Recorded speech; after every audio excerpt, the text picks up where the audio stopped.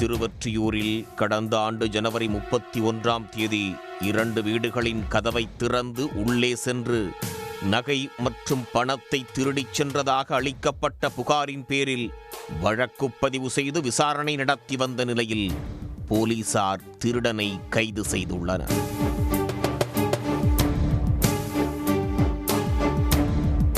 திருவொற்றியூர் வடக்கு பாட்டை கிராமத்து தெருவைச் சேர்ந்த பிரமிளா என்பவரது வீட்டில் கடந்த ஆண்டு ஜனவரி மாதம் 31ஆம் தேதி பூட்டை உடைத்து 3.5 சவரன் தங்க நகைகள் கொள்ளையடிக்கப்பட்டது. இது தொடர்பாக பிரமிளா போலீசில் புகார் அளித்திருந்தார்.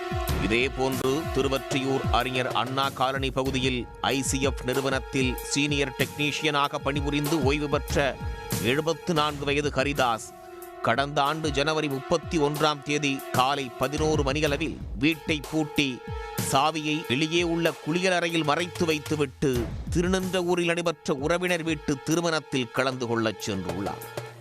மறுநாள் திரும்பி வந்து பார்த்தபோது பீரோவில் வைக்கப்பட்டிருந்த சுமார் 2.25 சவரன் தங்க நகை 85,000 ரூபாய் பணம் காணாமல் போயிருந்தது.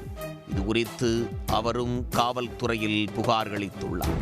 2 கொள்ளை வழக்குகள் தொடர்பாக வழக்கு பதிவு செய்து விசாரணை நடத்தப்பட்ட நிலையில் பைக் டாக்ஸி ஓட்டுநர் அயனாவரத்தைச் சேர்ந்த 29 வயது கார்த்திக் என்ற முட்டக்கண்ணு கார்த்திக்கை போலீசார் கைது செய்தனர்.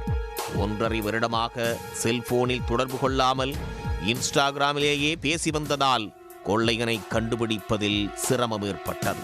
இதையடுத்து கண்காணிப்பு கேமரா பதிவுகளை வைத்து மதுரவாயல் பகுதியில் நேற்று அவரை கைது செய்தனர். அவரிடம் விசாரித்ததில் பைக் டாக்ஸி ஓட்டுநரைப் போல் சென்று பூட்டியிருக்கும் வீடுகளை நோட்டமிட்டு கொள்ளையடித்து வந்தது தெரிய வந்தது. இந்த 2 வீடுகள் அல்லாமல் வேறு எங்கெங்கெல்லாம் கைவரிசை காட்டியுள்ளார் என்பது குறித்து போலீசார் தொடர்ந்து தீவிர விசாரணை நடத்தி வருகின்றனர்.